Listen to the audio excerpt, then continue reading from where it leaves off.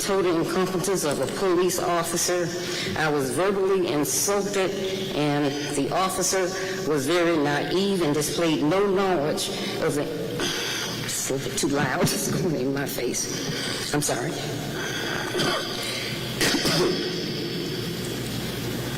The officer was very naive and displayed no knowledge of the incident he was responding to in the call he made to me. He stated that he did not know why he was calling me and asked me what did I want. I was shocked that he didn't know why he was calling me. I told him an officer told me that I would be called by an officer. I'm sorry, my papers weren't collated. Okay, by an officer, that an officer would call me in response to my calls about 6 gunshots being fired in close proximity to my home. I feared my life was in danger, and having dived to the floor with my cell phone, fearing a bullet would come through my window, and I called 911 lying flat on the floor. The police officer stated to me that I was not the only one on Amherst Drive who called about shots being fired. He stated, sorry, I had my eyes. We don't know why people shoot. I told him, I didn't ask him why people shoot. Again, he said, then what do you want? We don't look for bullets in the dark. I explained to him. Ms. Steele, I'm sorry, your time is up. Thank you. Okay. Black lives matter. I matter. My neighbors matter. Thank you, ma'am. And we need to be heard.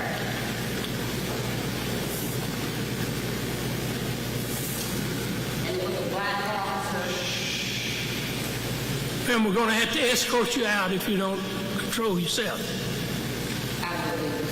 All right, thank you. Hi, William J. Pasteur.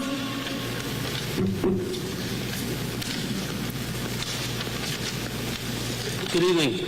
I'm William Pasteur, Vice President of Professional Firefighters Association of South Carolina. I'm here representing the Spartanburg City Professional Firefighters Association. I understand that a workshop was just completed on a budgetary item by the chief had proposed a certain budgetary item for the fire department to bring them up to scale, and it was only 60% of that was approved. Over the last 15 years, the fire department has had no pay raises. 15 years. Police departments had 4. That's a tremendous difference. You're at a rate, last year alone, of 26% of the fire department has left. That's terrible. A quarter of your fire department is leaving to go to other cities to get better pay or to get out of the job completely because they're not being paid properly. This is a scale of seniority and experience. You guys are at 61% with 5 years or less. In a really, truly good fire department where you want people to stay, it would be turned around this way, where you have the majority of your staff that's fully experienced and ready to do their job.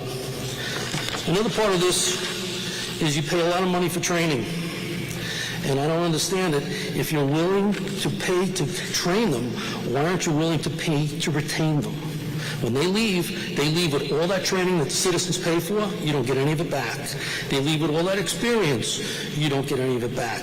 And you're not going to be able to hire people with the experience and the training that you want because you're not paying them properly. So this is obviously a problem that's been ongoing for a long time, with 15 years being the last time that they've seen any kind of a rate adjustment or anything. You can't get a new hire is making as much money as people that have been there 5 and 10 years. Well, why is that? Why aren't you taking care of the people? That's how you retain your people. This is what it's about. As a citizen, you guys would want the most experienced people in the world coming to your house. Well, that's how you're going to get it. Because I would like that as an experience. Even though I did this for 30 years, I want the most experienced guy coming to my front door. And that's what you should want. Thank you.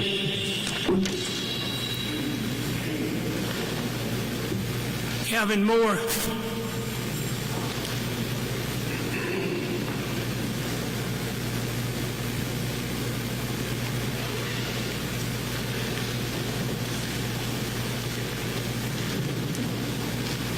Thank you, Mr. Mayor and Council. 9 years ago, I got a phone call, a horrible phone call that our pub was on fire.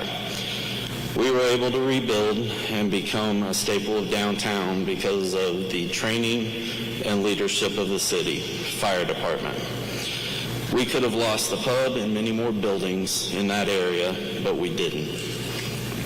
Since that day, we've become exactly what I've always wanted from a downtown business. We are a staple of the community and also with the fire department. We now employ over 60 employees, and they are happy because they're well paid, and our retention is incredibly low for what we do. At this time, I'd like you guys to really think about our long-term with the fire department and make sure that we are retaining the right people for the long term of the city. We will save money. I ask that we look at all areas, including training, and that we pay our heroes the way they should so we can keep everybody safe. Thank you. Thank you, sir.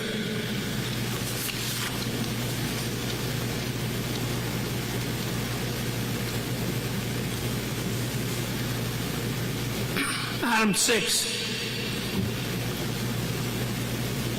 update from School District 7. Mr. Jeff Stevens, Superintendent here. Yes, sir. Thank you, Mayor White. Council members, I appreciate the opportunity to be here with you this evening and the platform which you are providing for us. So I also would like to thank you for your continued support of Spartanburg School District 7. I know the success of District 7 and the success of the city depend on each other, and so I certainly do appreciate those partnerships as they are very interrelated. So I thank you for allowing me to be here. So why am I here? I'm here to share information in regards to what we are doing and why we are doing it as it relates to our 4K program in District 7. I'm also here to get help from you. You've already provided lots of help for us in District 7, but to spread the word about 4K and the early intervention that is needed within our city and our 4K. So as we start the presentation here, see, I've already messed it up. You may have to drive for me. Yeah.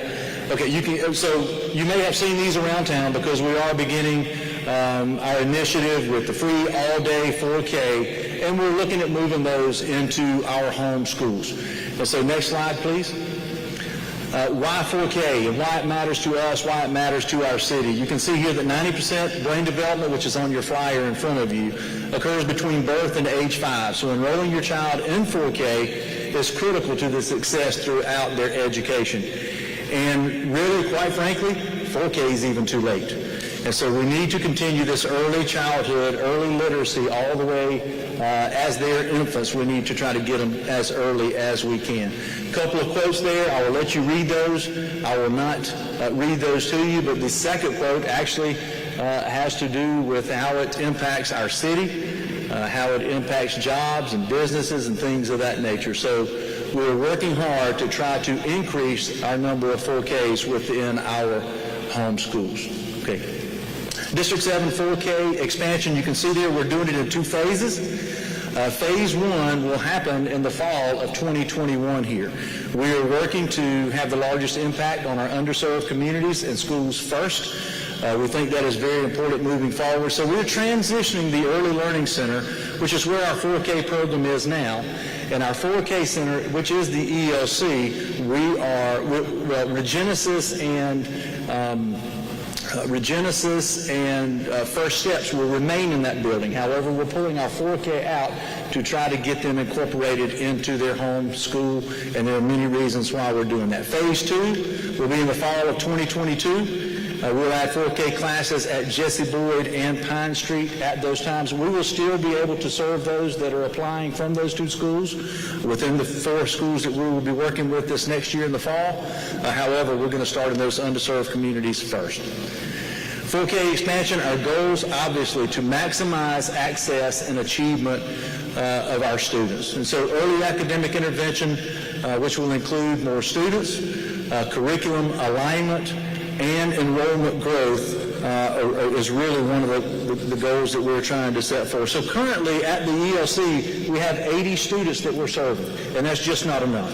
And so we know we have probably 300 sitting at home or maybe even more. And so we want to do all that we can to increase that number moving forward. And so what are the expansion benefits to students? You can see there access to more comprehensive school-wide services and programs, earlier student connection to a school or teachers because they will be there for the next 6 years. So we're taking out one of those transition years for our students as it relates to the ELC. Also increased parent involvement at the 4K level. Parents see long-term value in building relationships within the school. Like we said, it will be one stop instead of that transition from the early K. One less transition for younger students. So if I am in a school, or if I am a family that lives in Victoria Gardens, I may not want to send my kid to the ELC, but I certainly will walk them across the street to go to the Franklin School or to Cleveland Elementary School. So we're trying to bring back that homeschool community to where they start a little bit earlier. Okay? Expansion benefits to students continue to improve academics due to better alignment between 4K, 5K, and first grade. Those are going to be our cohorts. Those teachers will work collaboratively with one another to ensure that they progress and monitor those students and how they are doing. And we have ways by which we can do that. Family support from family engagement facilitators, literacy coach, and school counselors, which we currently do not have at ELC. So our students in those underserved schools will have access because all those schools have those individuals within their school. And then related arts potential, we want to expose our 4K to art, to music, to PE, and so we will have a better potential of doing that in the school, even if it's for 15 or 20 minutes a day. So getting those in there will be of utmost importance. And then District 7's 4K program overview. And so this is why I really want to hit you. I really want to hit your constituents, is that this program will be for 4-year-olds that turn 4 on or before September 1st. All District 7 students may apply.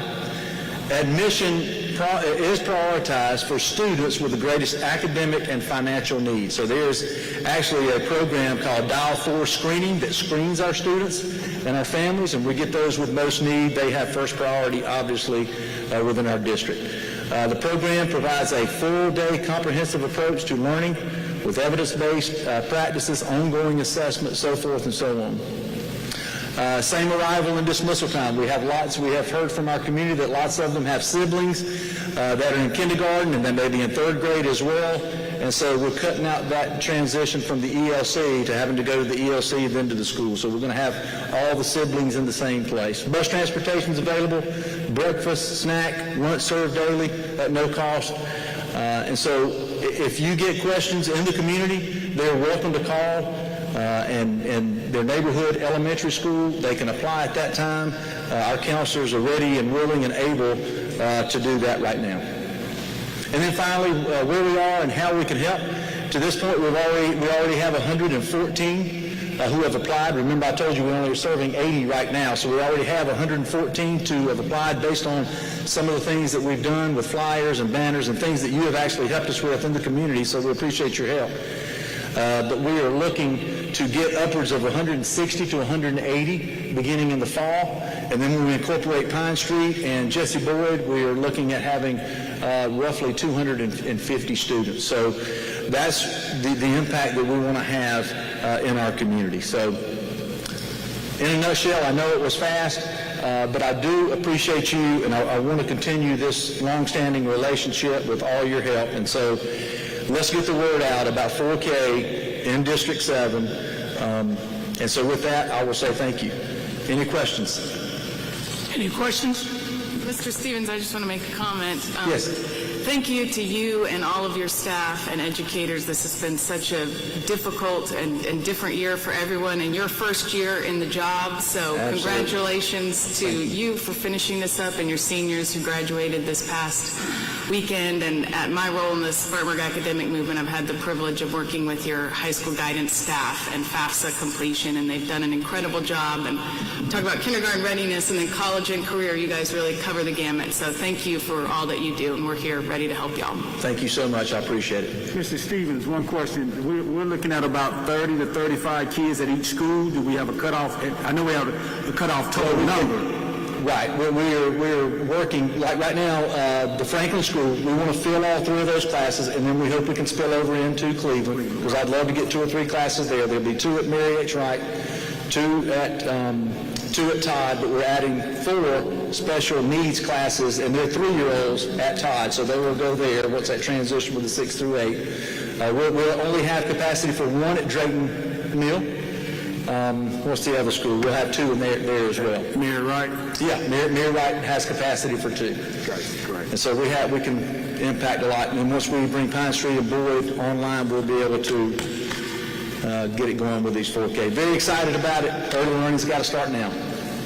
Jeff, and the schedule is the same schedule that this regular school system's on, correct? Yes, same schedule, same everything. We're going to try to make them as much a part of that school as our first graders, as our 5th graders. Great.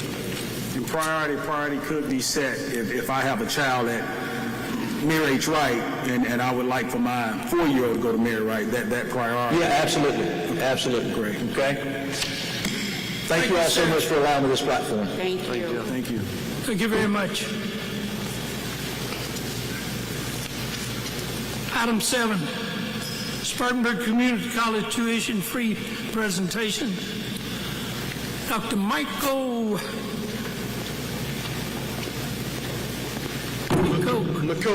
Makota, yes, sir. Members of the Spartanburg City Council, very proud to be here with you tonight and join you on this evening. And excited, both proud and excited, because I've always said that cities always start out the same size. But ultimately, it's the decision of their leaders as to how they grow and expand. And when you think about growth, obviously think about human growth. We just heard about 4K being added to our schools, which is very exciting, but also the opportunity to continue to extend individual students' opportunities. And so I'm proud to announce tonight that in the 2021-2022 academic year at Spartanburg Community College, we'll be offering free tuition to students for this upcoming year. Now, you may ask Dr. McCody, say, well, how are you able to do that? So I'm going to explain to you a little bit how we're able to do that and who that applies to. This year, about 3 or 4 weeks ago, I was looking at the possibility of freezing our tuition for the upcoming year. We've all been through a lot of hardships, challenges over the course of the last year, and wanted to make sure we had a frozen tuition. But when we looked at all the services and all the resources that were provided, both with state resources through lottery funds, SE Wins funds, federal Pell grants, we started looking at the margin for differential. Over the past year, we have been very safe. We have put in the appropriate protocols at Spartanburg Community College. We've been very transparent. We've also stood by our students over the last year to make sure that those students continue to engage and study in many different formats, whether it be through hybrid classes, whether it be through in-person classes, whether it be online. So we've supported those individual students. But we also received some CARES Act funding this year, and it was supposed to be dedicated specifically for students. And so instead of using those monies to offset resources that we had at the college, what we might have expended, we were fiduciarily very sound. And so I wanted to make sure that we put forth those resources for students. And so we were able to use those students for retention and re-engagement. And re-engagement is so powerful and so important. And I had meetings today discussing about how we re-engage our students. You know, students that may have not had a good success record in college, students that potentially are out there working that can go into a different career field, individuals that can change jobs or have aptitude that they haven't really engaged in yet. Those are all potential possibilities. And that retention level is so important, because as individual students transfer from high school, go into college, we lose a lot of students. We have a big gap, and we're trying to gain that retention level so that we can continue to move forward with the talent that's necessary in order to drive our communities and growth. And so in looking at a differential, we were we're able to use some of that funding dollars, those dollars, as an offset in order to support this particular engagement. It is only for 1 year, for this year. We're going to be collecting data. We're going to be analyzing the amounts and supports that we're going to have.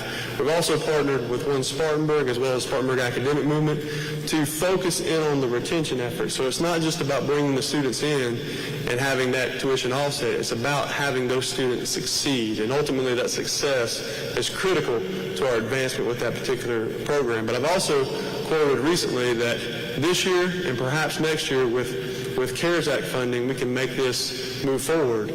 But we can make this move forward post these events. We can engage and set up those potential opportunities. When I was at Central Carolina Technical College, we engaged in a Central Scholars Program. It was just available to high school seniors who graduated that enrolled right into Central Carolina. But I partnered with 4 counties, as well as the city of Camden and the city of Sumter, and that was all cooperative operations where we would offset those dollars in order to make sure that college had tuition free for 2 years upon graduation from high school. What's exciting about this particular program is we are re-engaging everyone in the community and re-engaging individuals that have stopped out or have had challenges, and that's no more important than it is right now. And so hopefully, as we continue to work with individuals who might be attending 4K or First Steps or other arrangements, we can go out and have the outreach to those mothers that have been at home for the last year, or those individuals that are trying to re-engage into the workplace. And so this is a very exciting opportunity, and we will be continuing to test and mold this. But I think our partnership and our opportunities to link together are so important. And here at Spartanburg, at the city of Spartanburg, I want to continue to have those kind of conversations how we might want to meet the needs of the citizens of Spartanburg. I'm sorry. You actually have some rising, so some high school students in the audience, but what are your qualifications here for me to have tuition free? So you have to be college ready, so you have to graduate with a high school equivalent or GED. You have to be ready to attend. You have to take at least 6 hours, so you have to register for 6 hours in the upcoming fall or in the spring semester. And then other than that, you have to apply for a FAFSA. And I will say this, because that's been a big outreach focus on Spartanburg Academic Movement, but just since last Thursday, since the announcement went out, we've had an increase of about 255 FAFSAs. So that's not small numbers. I know that doesn't sound large, but if we get 8 FAFSAs, that's pretty strong, at any given night. But you have to apply for the FAFSA. And what we do is we take those particular resources and then tie into Pell Grants, South Carolina Lottery, those other resources, and then we provide the gap funding on the backside. But those are the only qualifications. And we are tying it to citizens of South Carolina and residents that work in our area. So if you work from an outside location, but you're working in Spartanburg County or Cherokee County or Union counties, this does apply to you. Because say, for instance, you're coming from some other location, I don't know, Rutherford, Shelby or something, you're paying taxes because you're working in this particular environment. And we also want to recruit those individuals to continue to live, work, and play, in Spartanburg. And so those are the qualifications. Great, awesome. Dr. Makota, I have 2 questions for you. Was thrilled to be there on Thursday with your team and folks from One Spartanburg for this announcement, and loved hearing Jasmine, your student, who spoke to the personal impact that this will have on her and her family. And we know that the students who see finances as a barrier to higher education often have other challenges, whether that's childcare or transportation. And I believe in that time you spoke to some of the additional supports that you as a college are going to be able to offer those students. Could you give us a little bit more details about what some of those wraparound supports are going to be? Yeah, we have a tremendous amount of wraparound supports that get left on the table on a yearly basis, but I don't think we have near enough support to service all of the individuals in our communities. And so we're going to be able to provide some of those child care support systems, transportation, whatever those needs may be. Some of those are through federal grants, some of those through other support mechanisms, but also tying that to Spartanburg Academic Movement to understand, what is that detail of what those students may need. Because we don't want those barriers to be broken down. But the number one barrier that I've always heard of is affordability. And so if you can't break through that tuition gap or that big dollar figure, you can't tackle those other focus areas. And so one of the discussions today was, say, books or equipment. And we're going to be discussing with our Spartanburg Community College Foundation, that board, to see what we can do to do the offsets for tuitions, maybe pushing that into some of those costs that are ancillary costs. But all of those resources that we can bring to the table to help those individuals succeed will be very important. I've even gone on record today to show that students that are not in good academic settings, we're going to stand by them to push them forward. You know, some colleges have certain thresholds, like a 3.0 GPA or certain level of attainment.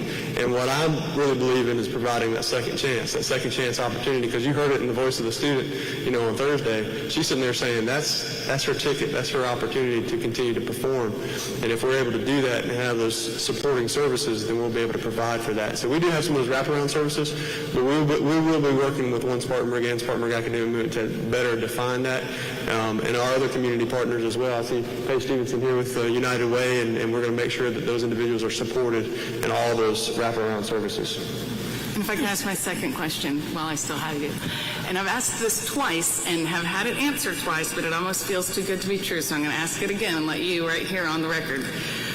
When we think about our DACA students, which have been educated throughout our K through 12 system, college and career ready, and then they are often locked out of higher education due to finances. They're not eligible for any kind of state or federal funds. And this is a council, one of the only ones in the entire state that I know of that has issued a resolution to thank and recognize the contributions of DACA recipients here. Can you tell us if DACA recipients are eligible for this tuition? They are eligible. And I had that question from Alan Smith the other day, because that's the reason why we also chose Jasmine to come and speak for that particular purpose. And the reason why, I'll tell you kind of the details of that, but the reason why is because the CARES Act funding, the HERF funding, doesn't have any limitations. So these individual students still have to go through the process of submitting a FAFSA. But we know the FAFSA will get rejected. But at that particular point in time, we will still be able to use these particular funds to have those students to continue to move on. And it's so important because those individuals, will